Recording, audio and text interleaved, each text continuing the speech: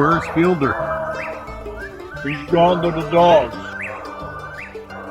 Welcome, everyone, to the Gone to the Dogs podcast. This is Steve Fielder, your host. Glad to be with you for one more week.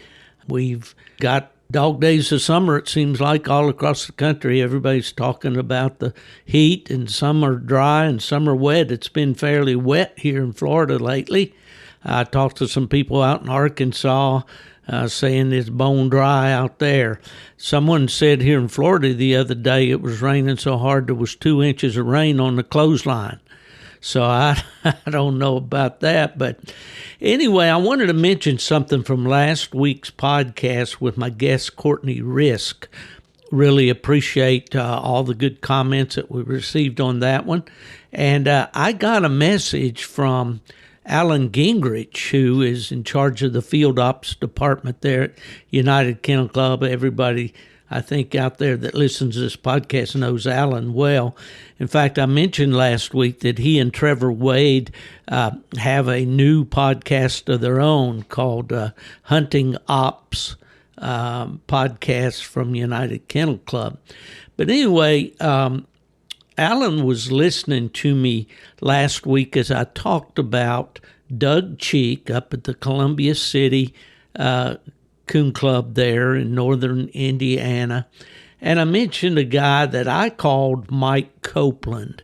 I knew when I said that name didn't sound just right to me, but I couldn't grasp the right name.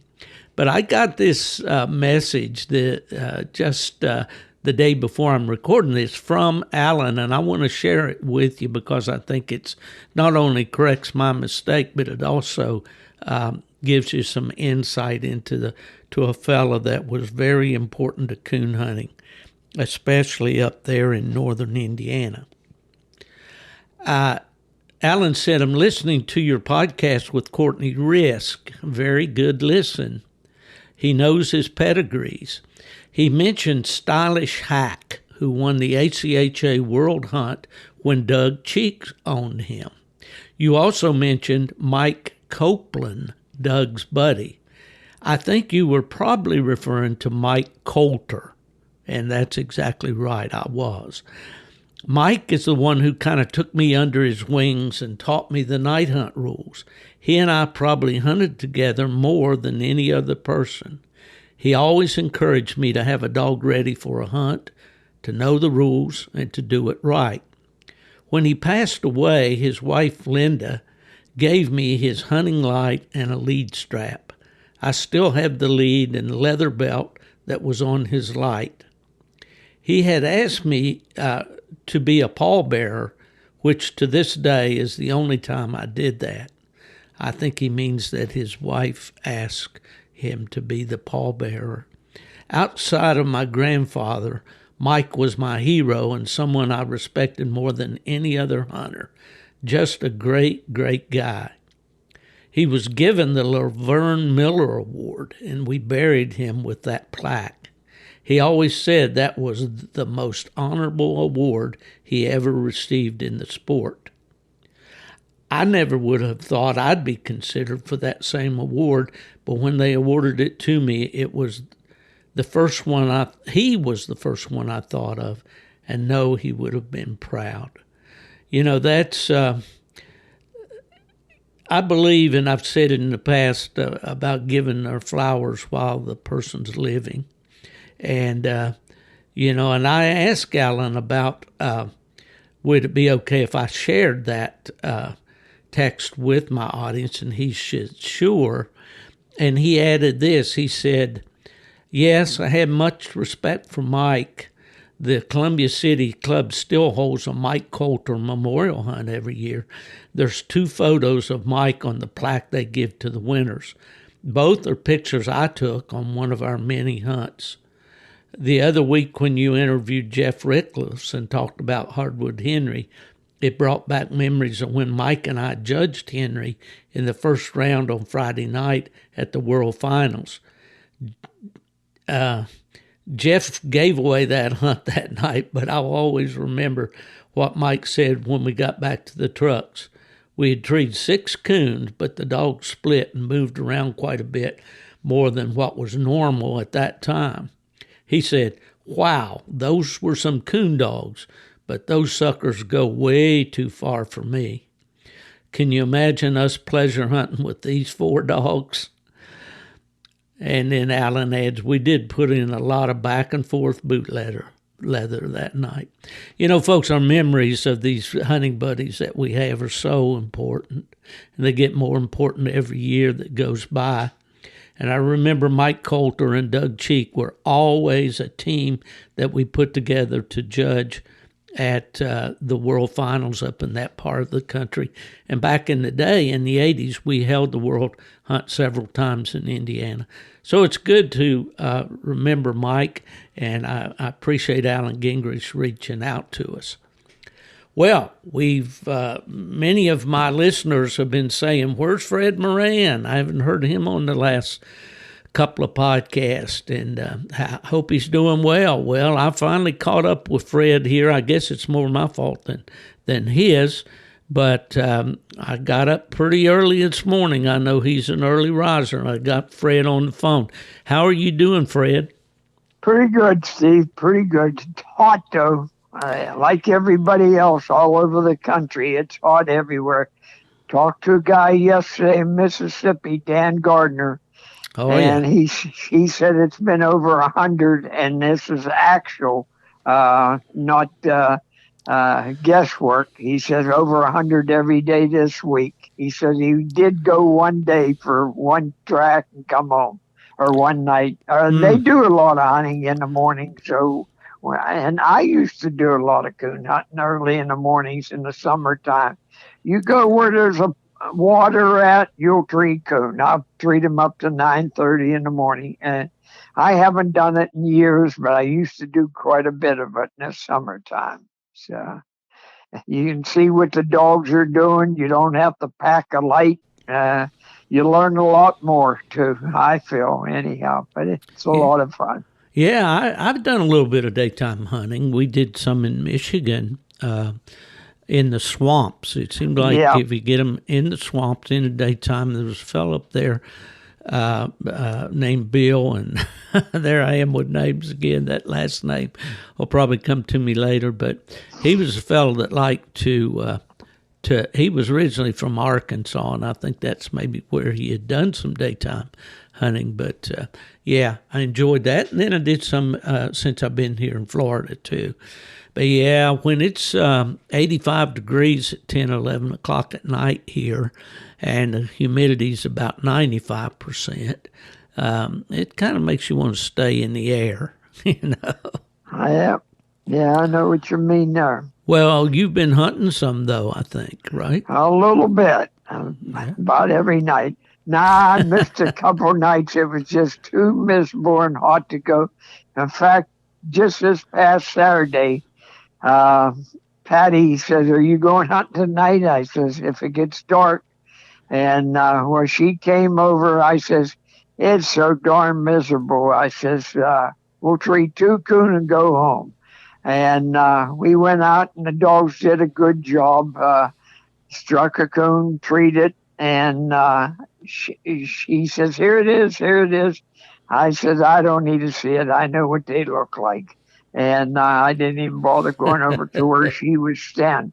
We called the dogs and went back to the truck. I says, I said, "We'll go down along a creek somewhere where there's water, because them dogs are really hot." And only treat 1 coon, and they already was panting like heck. And she had one died from heat stroke last year. I said, "We don't need that again." And I said, "Do you want to go to some creek or on?" She says, "I'm for quitting already." She said, "It's too darn hot." So she went home, I went home, and that was it. But it's miserable out there. Yeah. Well, I went last night by myself, same place, and I figured I'd strike that coon in the same spot. Well, I didn't. I struck it further. I only have 2 dogs, and I had them both with me. They both got a handle on them, and they'll listen to a whistle. I won't put up with that stuff, them dragging you all over the woods like I used to. They're going to listen. And Well, they got out too far too fast. And before I knew it, I'm looking at the Garmin. I don't hear them. They're 700 yards away, and I don't hear them. I drove around, listened. I thought that Garmin's messed up or something. Finally, I walked over the hill a little further than I thought, and I could hear them treat. They were down a deep hole, 900 and some yards, and one dog got exceptionally good mouth, one of the better mouth of a dog that I ever had. And I thought, man, I ain't going to walk down that way. I know what's in store for me there. Guy from that you know quite well, Curtis Elburn, was just here last week, but he wasn't coon hunting. He was here for rattlesnakes, and I told him I'd fix him up with a boy that'd take him rattlesnake hunting. And there's supposedly a lot on this property I was hunting. This was public hunting land where I was. There was 3,000 acres in there. And anyhow, Curtis, they saw rattlesnakes, and they could have, well, I think they did catch one, but they leave it go. Believe it or not, they have laws over here where a snake has to be so long before you can take it. The rattlesnake they caught was 38 inches. I think it has to be 42. They did catch a copperhead, and he took it back to Indiana. Wait a minute. Who's going to hold the snake, and who's going to do the measuring? This boy did. This young kid I fixed him up with, he started coon hunting with me, and I found out he's into snakes, and he's fishing crazy and snakes. He got 42 copperheads and rattlesnakes 2 Saturdays ago. He got 42. I said, what'd you do with them all? He said, turned them loose, just like to catch them. Yeah. He showed me a picture of one. He showed me a picture of one 56 inches long, a rattlesnake, and he told me, he was a big one. And I says, would you take him? He says, no, I got to wait. I think he told me July 15th before it's legal to kill one. I never heard of such laws for snakes. And they're pretty strict, too. I read some of them, and they're pretty strict on these snake hunters. And you're only allowed to take one. And we got plenty. That woods I hunted in last night, now, I personally never saw a rattlesnake in there, but Packy told me he saw several. He used to hunt there quite a bit. Now, I did kill a big copperhead in there 20 years ago. There was an old house there built in the 1800s. And at the time, the dogs was running a coon around there, and they got over the hill, and I couldn't hear them good. So I went up on the steps to listen on the porch. The house was abandoned for 50 years, but it was one of them old stone block houses. And I got up on the porch, and here there was a copperhead on the one step, and there was about an inch space between each step. And the copperhead got scared of me, and he started going between the cracks of the block for the steps to get away from me, and I put my foot on him. He couldn't bite me because his head's down underneath the block, and I got just his middle and his tail. I grabbed the tail, and I threw it at my kid, and he was about 14 at the time. I said, here's something for you. And my buddy, Gary, I can't think of Gary's last name now. You thought I threw a dinosaur at him. They got clubs and beat that poor thing to death. The next day was a qualifier, so I put it in a jug and took it to qualifier and had it on the desk. So everybody knew what a copperhead looked like. Well, I bet you got nominated for Father of the Year that year for throwing a copperhead at your kid. Oh, you should have. If you was there to see that, I could have sold that movie to Hollywood. That was something. Let me throw a little bit of my snake experience in it. I don't like snakes. I got black snakes around the house here that I leave alone because they take care of rodents and other snakes and things like that. So I don't mind them, although they do startle me sometimes.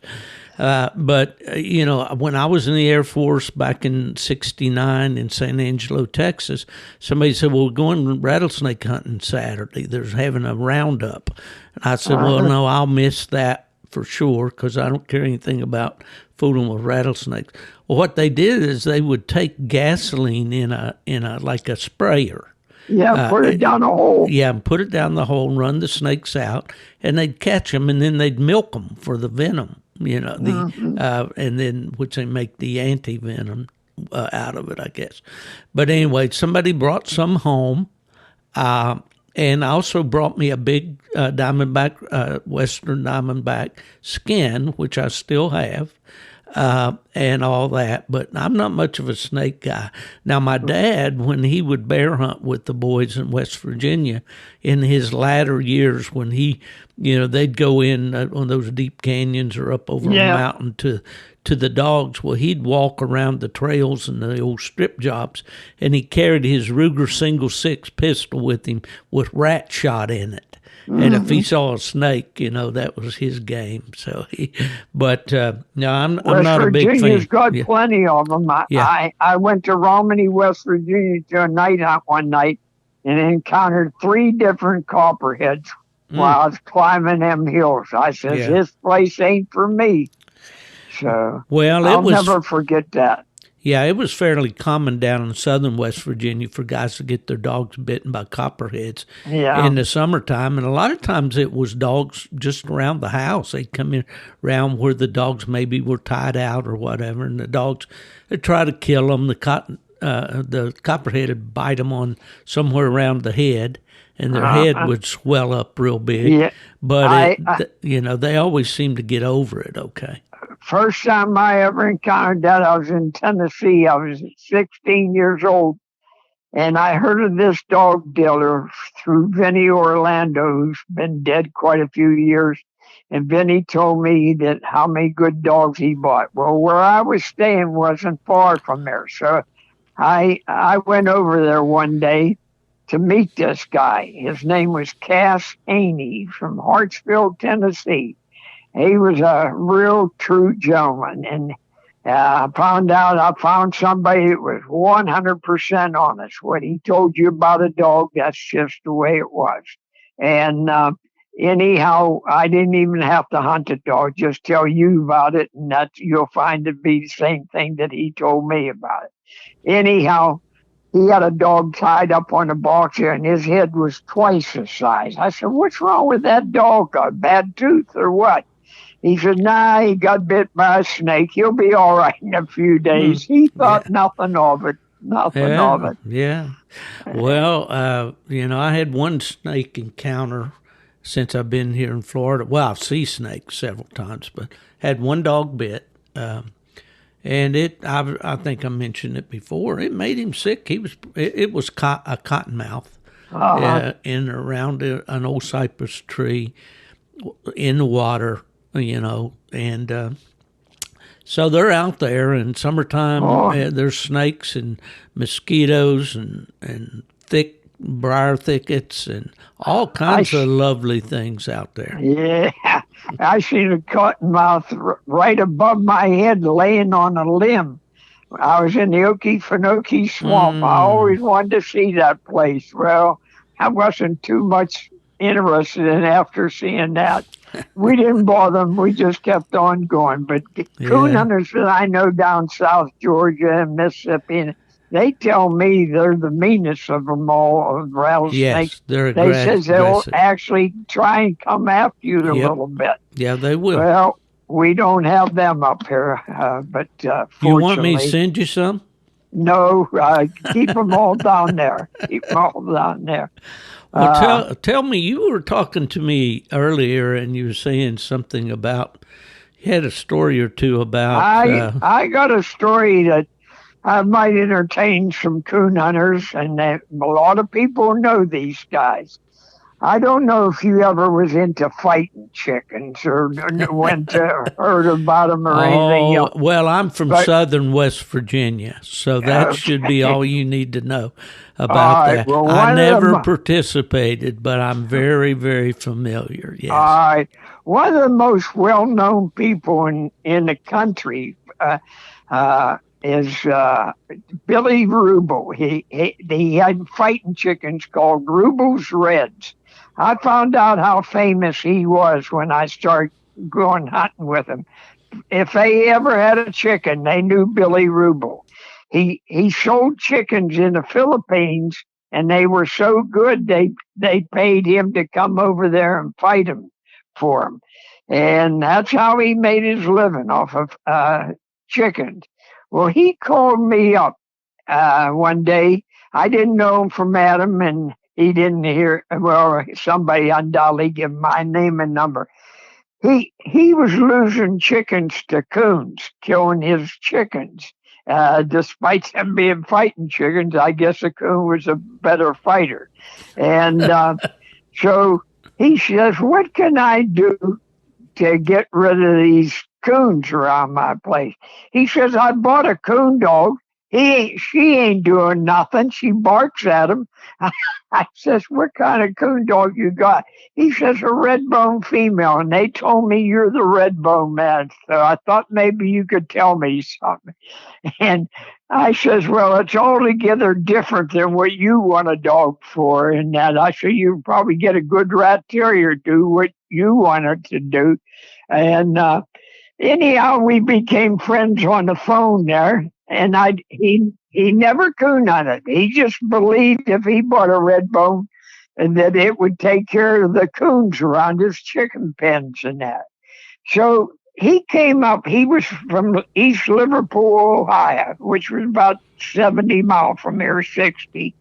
And he came up and went hunting, and he really enjoyed himself. We treated several coon, and his dog got in there. I don't know if he bought it as supposedly a trained dog or a young one. I don't remember. But to make a long story short on that part, he hunted the dog enough to make it a Grand Night champion in probably a year's time. So he did pretty good. And she was a nice dog. And anyhow, somehow or other, he learned of Blaine McGill. He went to a night hunt. That's how it was. He went to a night hunt and met Blaine McGill when Blaine was some officer in Beaver Falls Club down there, which isn't far from the Ohio line. They became buddies and they hunted together, even though there was about 30-mile difference in distance. But they became, well, I've always known Blaine. He was always quite a bit of a character. He had good dogs, and everybody heard of the Lone Pine strain. This is partly where it came from. He got a dog from, I forget his first name, might have been Charlie Duvall down in Maryland. And that's how Blaine got them Lone Pine dogs. And it became quite famous in southwest Pennsylvania. Lee Logan had him, Blaine McGill, and quite a few other hunters. And now Randy Smith's dogs goes back to that stuff and so forth. Anyhow, we became friends and would meet all three of us at different places, even mileage for all of us, and we'd go hunting. And they says to me one day, "Let's find some place and go hunting and camp out in the woods for a weekend." I says, "I know a good place." I says, "I go up there every year. And I go up there Friday night, come home Sunday morning." And I said, we'll see plenty of coon. The best part, it's all level, and every farmer wants a coon's killed. They don't want you to leave no coons. And I said, it's nice hunting there. So we agreed to meet at a certain place, and we went. I'll give this much of a hint because Pennsylvania guys will all be flocking to this place. It's about 80 miles north of me. And anyhow, every farmer, nobody refused us. They all was glad to have you. And that's unusual anywhere you go, but they want them coons gone. And one farmer I knew up there had 5 farms, and then his brothers had a couple. And so we had plenty of places to hunt. One farmer used to let me bring an old Scotty trailer I had up there, park it by his barn. We had it there, and everything was ours for the weekend. And he was a good old guy. Picked me up and showed me some new woods. Well, I invited a young kid. Well, he was young then. His name was Dave Casperson. He just got out of Vietnam. And this was, I'm guessing, about 72 or 71, somewhere around in there. And coons were bringing a little bit of money. So we went up there one weekend in November and all met at this place. And I took a shotgun along, and so did Dave. I says, I ain't going to stay in that Scotty camper all day. I'm going to go rabbit hunting while I'm up there and that. And he brought his gun, did the same. I told Blaine and Billy, if they want to bring a shotgun, we'll go rabbit hunting. Well, they wasn't for that. They said, we'll sleep. I said, okay. So we went hunting, and the deal was, me and this Dave, we'll go rabbit hunting, and whoever kills the least amount of rabbits has to skin all the coon that we got the night before. I said, that's a good deal. Well, we go out there there wasn't too many rabbits up there. I don't know what, but we only saw one, and we both missed the same rabbit. I couldn't believe I missed that rabbit, but I did. Well, we come to a pond out in the woods, and there was a duck on the pond all by himself. And every time we'd try and get close to make him fly, he'd go underwater and come up the other side. So Dave, he says, I'll go get that thing. And he went around the pond at the far end. The duck went underneath and come up on my side. And I was ready to throw a rock at him, see if he'd fly off the water. And he ducked back under, went on Dave's side again. When he came up, well, I think this is illegal. You can't shoot him on the water. He tried to make him fly, but he didn't. Dave shot him, and he got him. He says, I win. You have to skin the coons today. I says, no. You got to have the game in your possession. I'm making the laws up as we go along. Sounds like the one-on-one coon league that's on the internet these days. Okay, go ahead. And I says, you got to have a game in your possession. I says, the boys back at the camp don't know you killed a duck. He said, well, I'll get it. He says, here. Now, this weather was mild, but it was November. He pulled out his wallet. He says, hold this. He left his pants on, his hunting pants on. He took his shirt off and T-shirt. He waded out in that water. I'm laughing so hard that I nearly rolled into the water from the bank. I couldn't believe it. That this guy was that nuts to go in the water after that duck. He got the duck and brought him back to the shore. He says, let's go back to camp. I'll see how much clothes I got to put on. Well, he forgot to bring very much clothes, and it was getting cold. And when I explained the story to Blaine and Billy, they laughed for an hour. He says, we better build a fire. His teeth are shattered, and it's getting dark, and we're ready to go coon hunting. And we had 18 coon we got that night between the four of us. I'm out there skinning coon. They're building a fire, and they give him some of their clothes, Dave. And he's still freezing. Finally, we get all done, ready to go hunting. It's already about 8:30, and in the wintertime, it's dark at 6. So we go hunting. We treat and kill maybe 3 coon, I forget. But it wasn't that cold for me and the other 2 guys. But Dave, all you could hear was his teeth chatter. He didn't have false teeth either. He had regular teeth. And Blaine says, hey, we better quit. this guy's going to freeze to death or get pneumonia. So we quit early. We quit around 10 o'clock, broke camp, and we all headed home. I mean, you had to be there to see some of the stuff, especially him going out in the water for that duck. I couldn't believe it, but that was one of the episodes with Moran up north. But sounds like I a still great go time. up there. Yeah, there's still a lot of coon there yet. I run into some hunters once in a while. I run into 3 guys from Tennessee up there hunting one night, and I couldn't believe it. In fact, they said, "Are you going to stay?" I said, "Yeah, why?" He said, "If you want a motel, ours is paid for. You can have it. It rained every night on us, and we've had enough. We're going back home." Bruins was with me from New Jersey, so we got the motel for nothing. It rained on us, but we treated 13 coon that night. We had a good hunt. But anyhow, these boys from Tennessee, I said, "How'd you ever find this place?" He said, "We was up here and it just looked so good and it was all level. We knocked on it we were coming from somewhere. I forget where," he told me.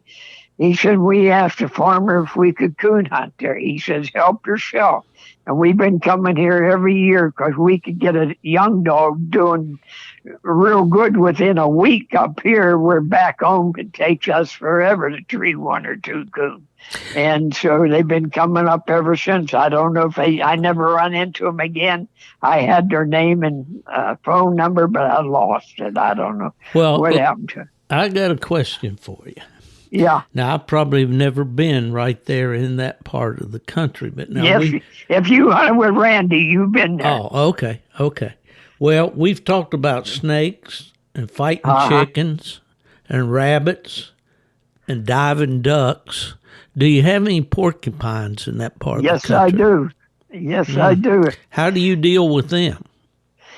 We don't have them right around home. They're just starting to come here. We killed one at our coon club, and that's only 14 miles from me, Laurel Highlands. That's a foothill of the mountains starting, and we're starting to get a few down there, and we got a couple night hunts. Dogs got into them and that.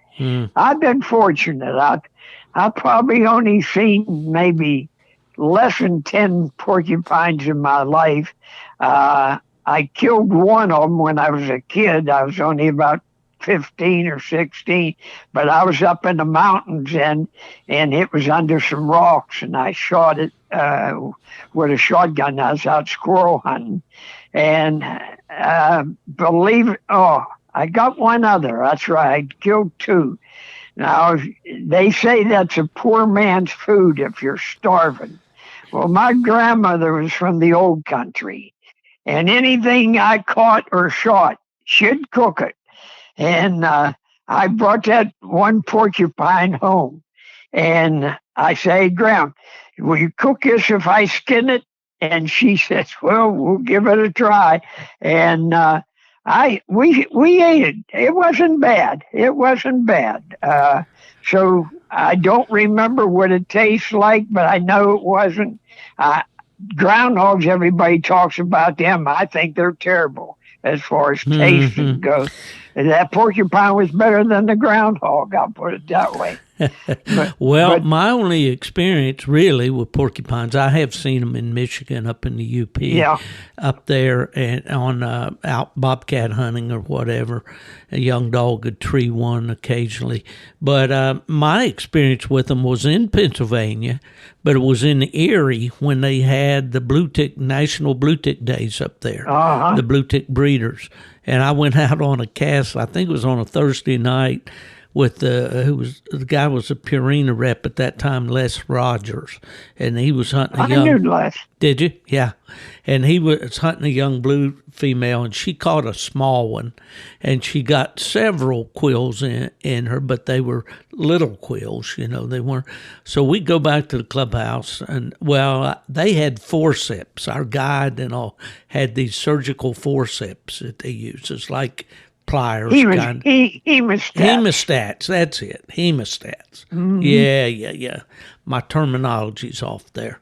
But at any rate, by the time the night was over back at the clubhouse, we'd pulled quills out of 7 dogs that night that came in there. I mean, those southern dogs, a lot of them just had never been around a porky. You know? I went to a hunt up in Massachusetts. I judged a show up there for them. Oh, heck, that was in the 60s. And we was on a night champion cast. And much to my dismay, my best dog got in on it too. A plot dog struck it and baited first. The Lambert brothers. Yeah, blame it on the plots. I know. I'm used to. It was a plot female, and I don't remember the man that owned it. Lamberts were clear up there from Virginia with their walker. I hunted with him before, and I knew he was a good dog. And I don't know who the third guy, and I was the fourth. They got it so bad. Lambert's dog, because of the way he's marked, and a walker dog, it looked just like Santa Claus with a beard. I mean, he had him. The plot had him to war. The plot died from it. They got him so far down their throat. It was in the magazine, a printed article in full cry back then. And anyhow, I told the vet, I said, just knock my dog out, give me a hemostat. I know what to do. And I said, because I want to get on the road. And he did do that for me. He just knocked my dog out. I pulled the quills, not saying my dog was less danger than the rest, but he had the leash. So I was done in 20 minutes or so, and I headed back to PA. And but that was something. But that plot I read in the magazine where it died from. Yeah. Well, the dogs don't like it when you pull those things out with that hemostat for sure. But we're starting to get them. Not heavy, at least around here yet. But you go in the mountains, you're going to get them. And well, you know, that's kind of funny. That the porkies are starting to move down, I guess, and the armadillos are moving up. Moving up, yep. There's armadillos in Tennessee now. There never was before. Yeah. My dad's hometown there in Middle Tennessee, about 30 That's miles. Where I used to go, Middleton. What town? Dixon, around just west of Nashville. Yeah, I know where it's at. I got Wayne Plant lives in Dixon, Tennessee. So does the boy that had the rat attack dog. He moved up to that area. Yeah, Buzz Lynch. Yeah. Yep, for sure. He did. Yeah, and I know that they've been there for a few years now because just there on the road there that goes by my cousin's farm, there was one killed there. Listen to this. It's a true story. They're all true. Anyhow, me and my wife and kids, the kids were only about 10 years old then. We went to Grand American one year. Naturally, I took a dog. I hunted one night down there, and we went on to Disneyland in Florida. We'd take the kids down there. And I met a doctor, a veterinarian at Grand American. He was a blue tick man. I think his name was Hemiger. He's dead now. I know that. He gave me the keys to his house and everything. He said, nobody will be there. You're going to Disneyland. I'm 3 miles away. You stay at my place. When I get home, we'll go coon hunt. That was a hell of a nice deal for that guy to do that. Didn't know me from Adam. Yeah, Doc Heminger. He was, I think it's Heminger, might have been Heminger. Close enough. Yeah, but he was a very, exactly. He was a very prominent figure in coon hunting here in Florida for sure. Well, anyhow, we went to Disneyland during the daylight. And one of them nights, I can't stand being in the house and not hear a dog bark. I said, I'm going to go out and find something place to hunt.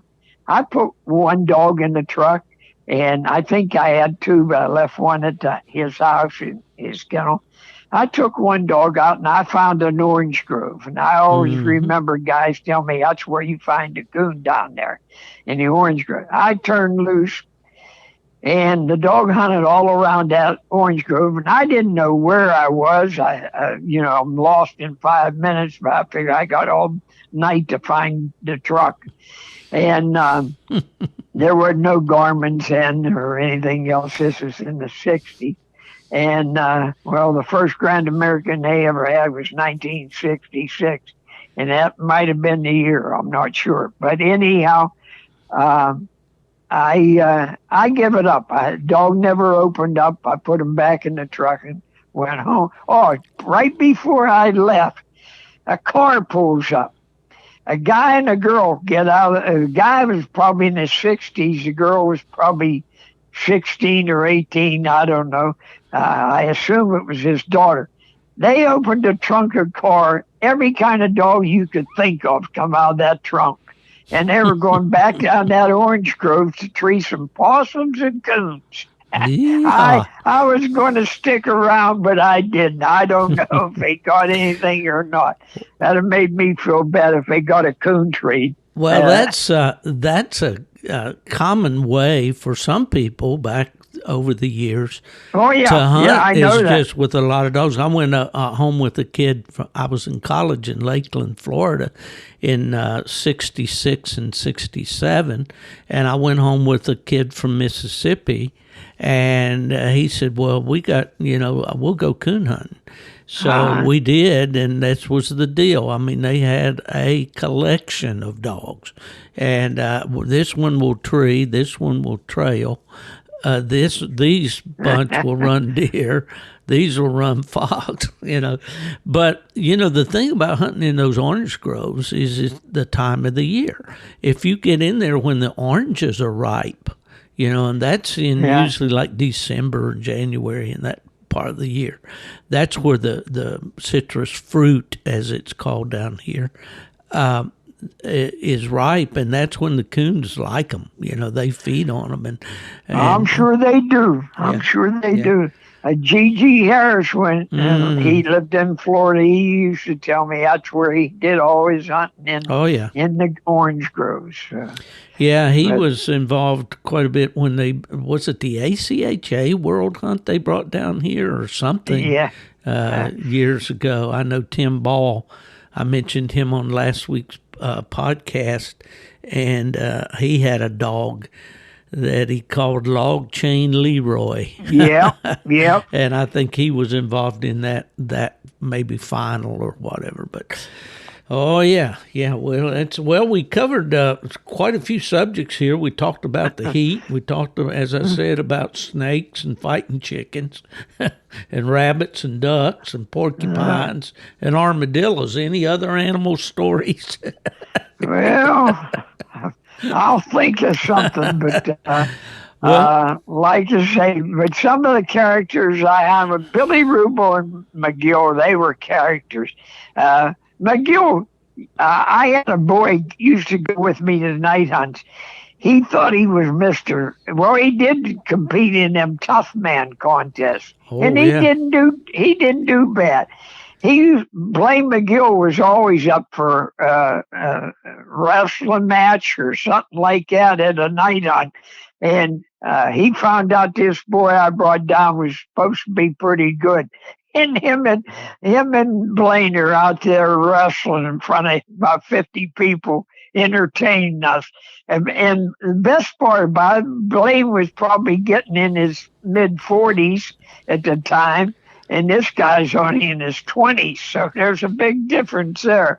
But they were characters. Well, that brings up a story to me, too. And I just mentioned the guy, Tim Ball. Everybody knew who Timothy Ball was. Yeah. We had a field rep when I was at UKC named Joe Turlington. And Joe was from down there in Texas, maybe Oklahoma, but I believe it was Texas. And he was a character. He was a humorous guy. And, of course, you and I have talked in the past about Fred Lubert. He was a field rep during that time and all. Yeah. But Joe was telling the story about they were going to a hunt somewhere, he and Tim Ball. and they're driving down the interstate, and they start talking about who's the faster runner. And of course, Tim Ball had Native American ancestry. I think they originally maybe came from Kentucky and all, but he I think was American Indian, at least part of his lineage. But Joe was quite a character, and they were talking about who could run faster and all.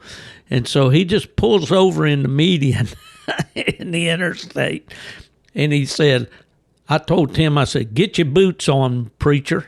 I said, we're going to run. We're going to see who's fastest. And they pulled over off a 4-lane highway and are racing down the median. So your coon hunters will do anything. Me, Packy, and John Chilser was it was a big hunt. I might have been the U.S. championship at that time. I don't remember, but it was in Ohio. I know that. And there was a racetrack there for horses. And Chilser says, come on, Moran, I'll race you. Well, I was on the track team in high school, and I was not bragging, but pretty good. And I thought I could beat him. He's so big, and he was starting to get heavy. I wasn't. Packy was a judge he stood up in the stands, and he said, when I drop my handkerchief, you take off. And we're watching him. We take off. I had Chilser by a foot anyhow, maybe a foot and a half, and we're making a bend. I had loafer shoes on. One of my shoes came off. And Packy hollers, you're nullified. Moran threw a shoe. And that was the days. We were carrying. Fred. I got one that go ahead. I just thought of Packy and children. We went to Tennessee one time to a redbone hunt. I talked them into going down there. I said, let's go down there. And I said, I know everybody in that area. I says, we'll have a good time. And there was a red female down there that I heard quite a bit about. She had won a couple hunts. So I took some money with me to buy her if I could. When we get down there, I don't know why, but what time the day we left, but when we got down there, it was 11 o'clock at night. We're looking for a place to stay. We went to the motel there. There was only one in town. It was the town of Carthage, Tennessee. And anyhow, they were all filled up. Well, that figures. I had one of them Chevy Suburbans at the time, a 3-seater. Well, back seat was out for a dog box. And I figured, I ain't going to sleep in no truck. I want a motel. We pull up to get gas at this gas station. There's a good-looking girl there pumping gas. I says, hey, ma'am, do you know any place that has a motel around here close by? She says, she named a motel that we already went to. I said, they're filled up. She says, well, there's a hotel right up the street. It's named Hotel Walton. I thought, okay, we'll give that a try. We go up there. Now, Packy and Chilser's big boys, as you know. Absolutely. But the audience don't know. They're heavy set. Yep. Anyhow, we go up there, and there's a desk clerk there. Now, just by the looks of this place, when I walked in, I was ready to make a U-turn. But I wanted a place to sleep. So, anyhow, we go up there. Here's what the rates were on the room. I could fix you up, but there's only one bed. It'll sleep two. I said, that's all right. These two could sleep together. I'll take a sleeping bag and sleep on the floor. Well, be $5 a piece. Does that tell you anything? So we go up there. I throw my sleeping bag on the floor. I look under their bed, and there's about 8 empty beer cans there. Cobwebs everywhere. Oh, and here's the best part.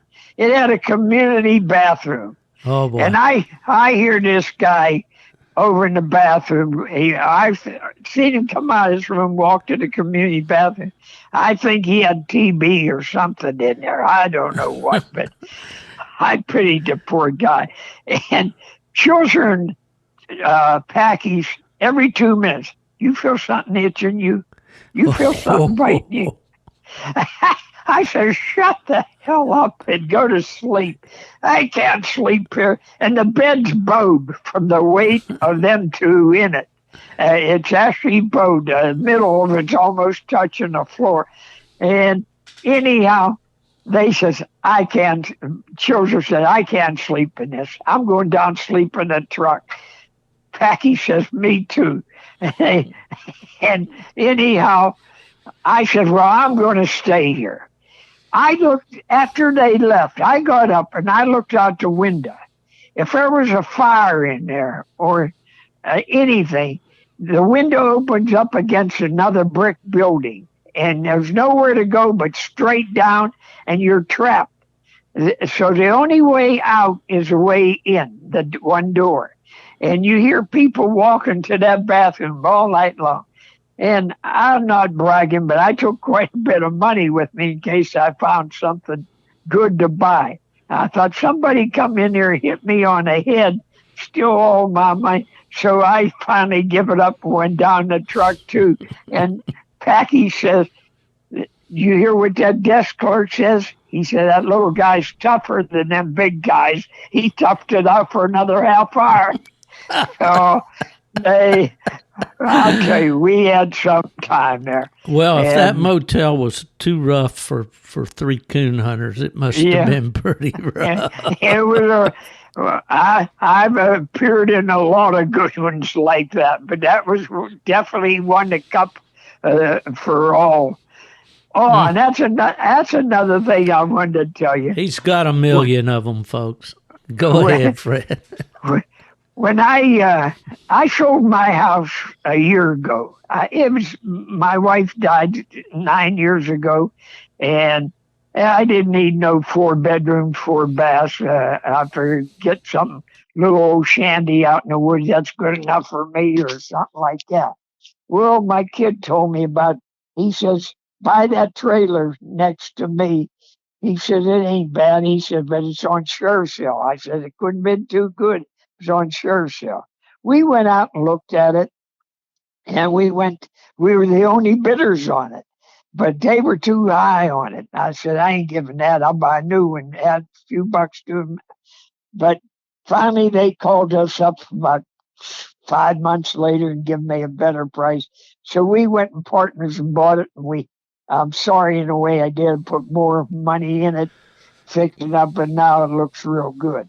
And I'm ready to join his property, and I keep my dogs in his kennel. He's got a good kennel there, and he's only got a couple beagles. He had a bobcat dog, but I put it to sleep this past year. He was getting old. He was a good dog. But anyhow, of all the trophies I won, I thought, I don't want to move all them trophies. They're just dust catchers. And I give a lot away through the years. Aunts and relatives, they like the ones that had lamps on them or clocks or something like that. And I give a bunch away. I called 2 different coon clubs, Laurelville and Blairsville Coon Club. I said, I'm going to throw all these in the dumpster. I said, if you guys want them, you can give them at club hunts or give them for youth hunts or whatever. I says, I know how many's there. There's over 600. I says, come down and get them. They came down. They each took, I don't know how many they took, at least 100 apiece, and they're close to it. And the rest, I didn't have nobody for it. So I just, I put them all in the dumpster. That's where they went. I kept about 4 or 5 clocks, and I kept a key to the city. I said, because I used to brag to my kid, where'd you ever get a key to the city? Well, that's for something coon hunting. That don't mean nothing. I said, tell me how many people you know that got a key to the city for coon hunting. Jim Mathis, him and I are good friends, and I know he's the one that did it, but I got a key to the city for helping in the water races when I went to Anderson, South Carolina. I used to swim dogs just like everybody else. I sold Jim a dog that did a lot of winning up here. I don't know how good he did down there, but I know he sold him, so he Well, must not have Fred, been a winner. yeah, we should tell our listeners who Jim Mathis was. Jim, go ahead. No, well, he owned the dog that won the ACHA World Championship twice, I believe. No, he won. ACHA. The ACHA. Yeah, right. Carolina Casey, a Walker right. dog. Yeah. He was a good dog. He, believe it or not because it's Fred Moran, the Redbone man. He had a red dog that I thought was better than Casey, and he never got a chance on it. He died, and not the dog, Jim did. And he was a good guy. To me, he took care of me as far as that goes. My wife and I went down there and stayed at his place, and he knew all them people that had, what do you call them, farms? I can't think of it. Plantations? Plantations, yeah. Mm-hmm. And he had a lot of them down on, so he had the good hunting for himself, believe me. Yeah, for sure. And he did promote that World Championship water race there in Anderson. He's the one that started the original Grand American. And that, to me, I don't care what the other experts say, Grand American is still the biggest hunt in the world, as far as I'm concerned, attendance-wise and everything else. And if you got something to sell, that's where to go, Grand American. Well, it certainly does draw the largest crowds. There's no doubt about that. Anybody that's been to Orangeburg on a Saturday can attest. And it's starting to come back. You know, COVID took a dent in it. And my Grand American this year was a bummer because that's where I came. I obviously already had it and was coming down with it when I went to Grand American, and ended up having to come home early with a darn COVID deal. But yeah, that's Jim Mathis is a name that's synonymous with coon hunting down in that part of the country. No one built it up coon hunting like he did in the 60s. He put them all on the map, that's for sure. Yeah, for sure.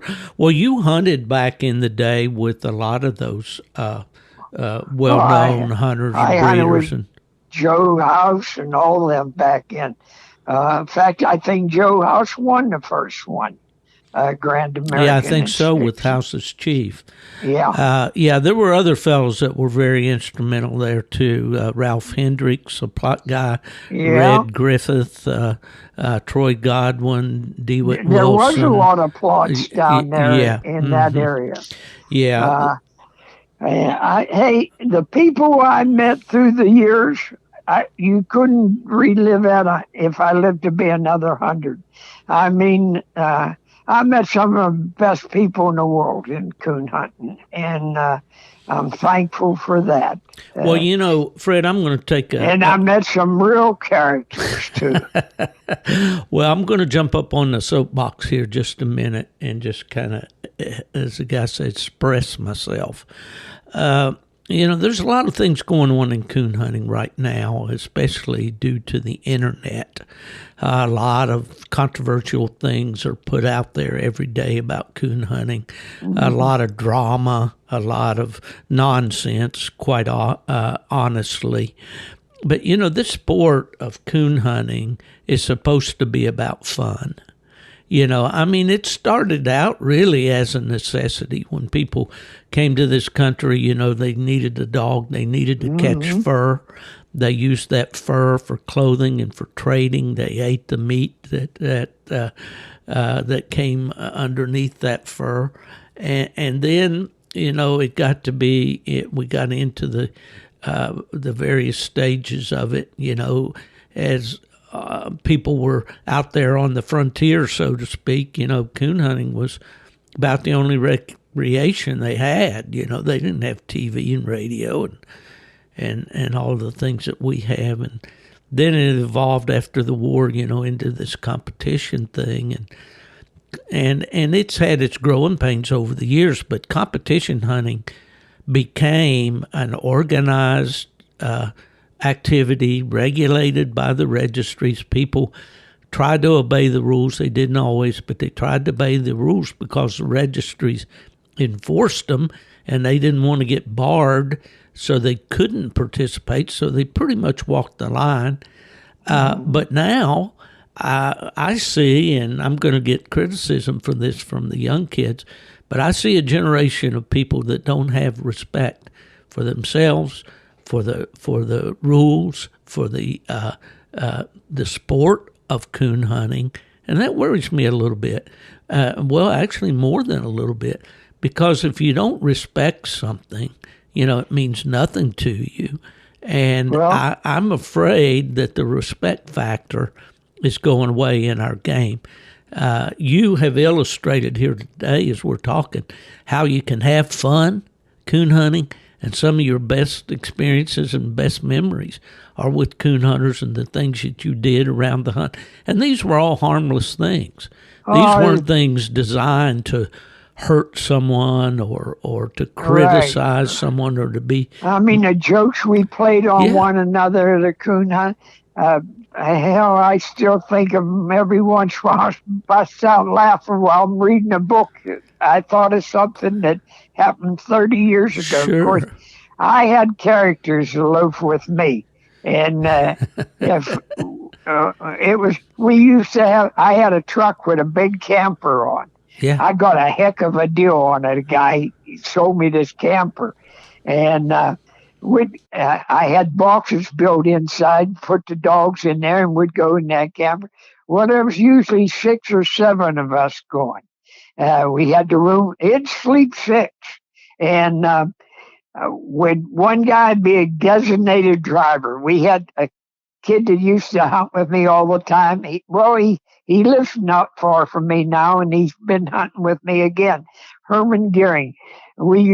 Packy used to say, let the young German drive. He says he don't play poker, he don't cheat or nothing. And me, Buck Lochner, and all the rest of me back here playing poker all the way to the hunts, and I'd try and make some entry money. And so we had characters, I tell you. And my camper, if you didn't open the tailgate, you can't open the back door of the camper. Packy's in there getting sleep. We knew he was in there. We shut the tailgate real quiet so he couldn't get out. And it's getting hot in there. And he opened the side window, and it looked like a big carp sucking air out of the window trying to get, because it's so hot. And everybody's up on the hill laughing like heck. And Packy in there breathing for air. Oh, the stuff that we pulled on that guy out there. Oh, and here's something you probably never heard of. We come from a night hunt. About 2 in the morning, headed home. It was somewhere in Pennsylvania. I know that, but I don't remember where, near the Ohio line. We're coming home, and I get a flat tire. I pull over on the side of the road. Well, if you knew Packy good, he was on the lazy side. So I knew I was in for changing that tire by myself. Most I could get out of him is hold the flashlight. So anyhow, I started changing the tire. Packy walked on the side of the truck, the driver's side. And like I say, it's 2 in the morning. And a truck come by. At that time, they had them West Coast mirrors. That's the mirrors that stick way Oh, out. yeah. He had his back turned to it. The mirror hit Packy in the back, going probably at least, I'm guessing, 30 miles an hour. Knocked him clear to the front of the truck and over the hill. And the first thing that went in my mind, it wasn't, is he dead, is he alive, was, how am I going to lift him? I, I couldn't think I knew I could. Fortunately, he crawled on all fours back up the hill. The other truck did stop. They were coon hunters. They dozed off while driving. That's some of the Uh-oh. dangers of Wow. doing this Yeah. game all night long. And Anyhow, he says, "Oh, I'll be all right." He says, "I'll be all right." Well, he was hurting. I knew that. That mirror was smashed, and it caved the guy's door in too. Mm. And I seen him 3 days later. Naturally, he didn't go to work. He's missing work, and he took his shirt off and showed me. I'll tell you what, it's just like in the pirate movies when you see them pirates, they get 50 lashes. It looked like he got Mm. 500 lashes. I don't know how I'd even be able to walk. And boy, he got clipped good there.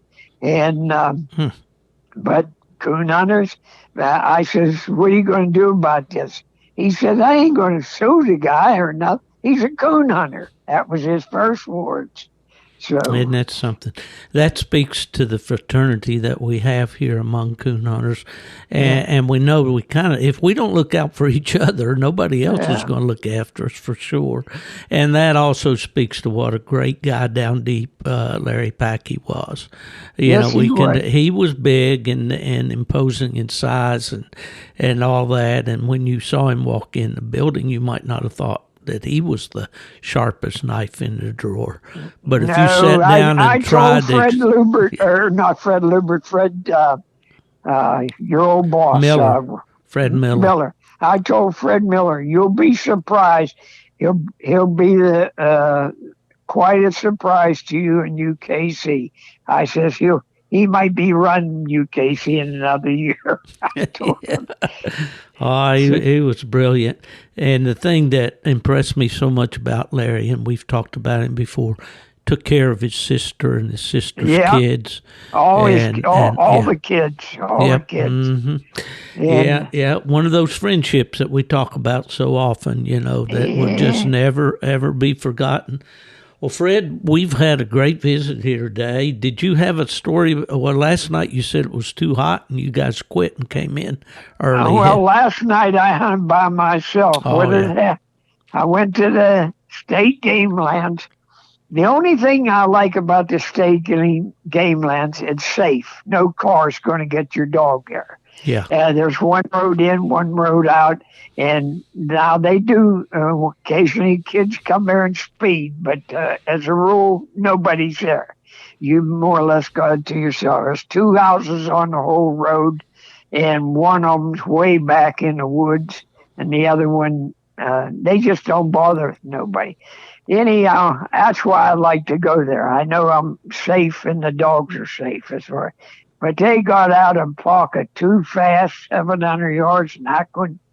And when I found out where they were, there used to be, believe it or not, it's a dead end road where they're at, and they call it Crick Hills. It's nothing but rock ledges.